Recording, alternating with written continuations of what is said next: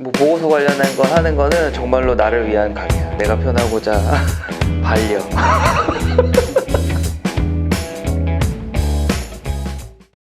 우리 팀에 이제 더 이상 주니어는 없거든. 다 막내가 이제 경력이 3년 차가 돼가니까 이제 자기 일을 할 수 있는 나이가 돼서 이런 걸 한번 해보면 어떨까. 요지는 간단해. 팀장이 좋아하는 방식으로 보고서 쓰자. 그래서 보고서란 정의가 어떤 네이버에 보니까 이렇게 나왔더라고. 상위 부서 또는 상급자한테 특정 업무 현황에 대해서 설명하기 위한 문서. 여기 중요한 키워드가 있지. 상위 부서랑 상급자. 물론 동년배한테도 보내는 거 회의록 같은 것도 있지만 기본적으로 윗사람한테 보내는 내용이야. 그래서 내가 강조하는 포인트는 보고를 받는 사람 입장에서 필요한 방식으로 접근한다. 왜냐면 불특정 다수한테 우리가 제공하는 게 아니잖아. 그걸 잊지 말아야 된다. 그래서 보고서의 가장 큰 목적은 상급자한테 설명을 하는 거지. 그래서 이게 뭐 이렇게 얘기하면 재미없으니까 예시를 들어보면 조선시대 때 정약용이 보고서를 엑셀 스타일로 만들었다 이런 에피소드가 한때 인터넷에 확 도는 거야.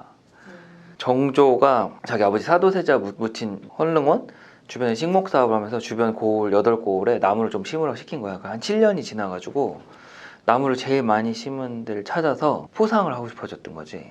공문이 있을 거 아니야. 내가 얼마나 나무를 심었다. 공문이 옛날 어떻게 써? 종이 옛날 조선시대 종이니까 엄청 많은 거야. 몇 수레가 온 거야. 내용이 파악이 안 되잖아. 그래서 정약용을 불러서 책 한 권 분량으로 요약을 하라. 그런 거 회사에서 시키지. 우리도 뭐 데이터 갖고 정리해서 오라고. 어떻게 했겠어? 표를 만들어요. 그 전에 중요한 건 정약용이 제일 먼저 생각한 게 뭐냐. 정조가 원하는 핵심 가치가 뭔지 먼저 생각을 해봤대. 뭘 알고 싶을까 정조는? 그렇지. 나무 제일 많이 심은 사람 상을 주려고 하는 거잖아. 그럼 많이 심은 거부터 찾아야겠지. 몇 그루를 어느 고루에 심었는가를 찾은 거야. 그 방법을 어떻게 찾을까 하다가 엑셀 시트처럼 생긴 걸 만든 거야. 자기가.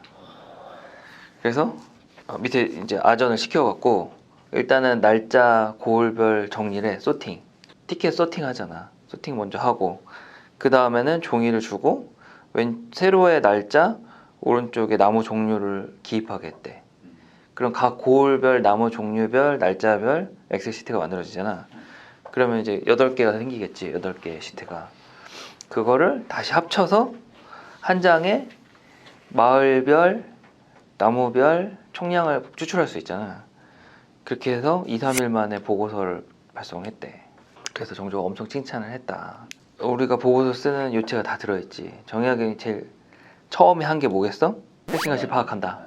정조가 원하는 게 뭐냐. 두 번째는 뭘 했어? 요약.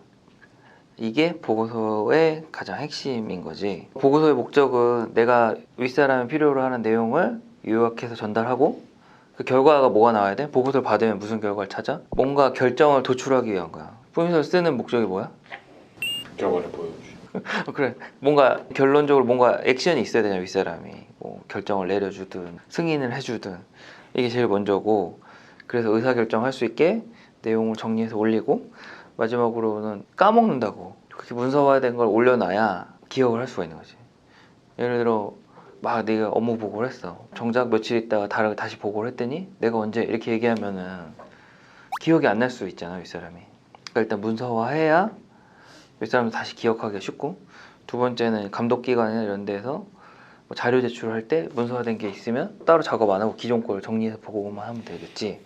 이런 게 제일 코어고 보통 이제 우리 같은 영업 사이드에 있는 팀들은 문서를 작성을 많이 안 할 수도 있어. 왜냐면 영업 활동만 하면. 그래도 기본적으로 알아야 되는 문서 작성이 있고 또 우리 팀 특성상 프로젝트 활동도 많이 하니까 문서 작성을 할 줄을 알아야 된다. 얘네가 그걸 정리해서 주지 않으면 내가 이제 작성을 해야겠지. 정조의 마음으로 일하고 싶다. 정약용한테 시켰는데 정약용도 아전한테 시켰잖아. 잘 생각해보면 답이 나올 거야. 팀에서 작성하는 이제 보고서 종류 위주로 설명하면 기본 보고서라고 볼 수 있는 거는 이제 일지. 그래서 뭐 우리가 표 형태로 돼 있는데 일지에 전날 우리 실적이라든지 전날 특이사항, 거래한 고객들 동향 이런 부분을 하는 거잖아. 그 다음 작성하는 것들은 의견 연관된 보고서들. 예를 들어 품위서, 내가 이렇게 해서 돈을 쓸 건데 결제해 주세요. 주로 돈 쓴다는 내용. 아니면 고객들 수수료 깎아줘야 된다 이런 내용. 혹은 품위사랑 또 별개로 쓰기도 하지. 이벤트 기획서 해갖고 이렇게 내가 골프 행사를 한다, 고객 사원 행사를 한다, 혹은 유튜브를 촬영한다 이런 거 의견을 하는 거. 그다음 상황에 대해 설명하는 보고서. 이제 보통 경위서 많이 써봐서 알지?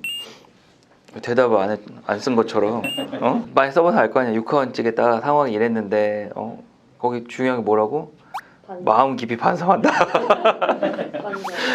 다시는 안 하겠다 이런 거. 그 다음 하는 게 이제 분석 보고서. 이거는 우리 팀 사실 자주 안 쓰는데 개인적으로 그런 프로젝트 담당하는 친구 같은 경우는 나는 쓰라고 권해주고 싶거든.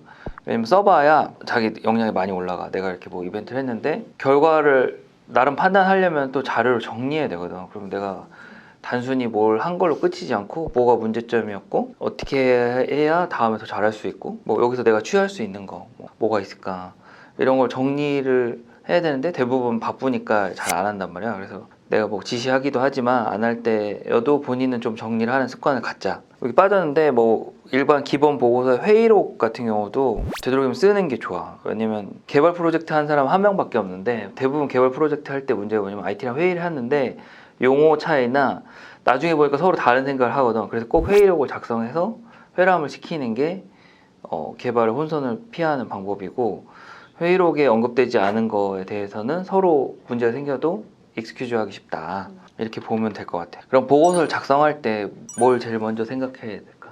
착안해야 되는 포인트가 뭘까? 이렇게 보면 내가 생각하는 가장 첫 번째는 본인이 전달받은 그대로 상급자한테 전달되게 하는 게 중요해. 이렇게 예를 들어볼까?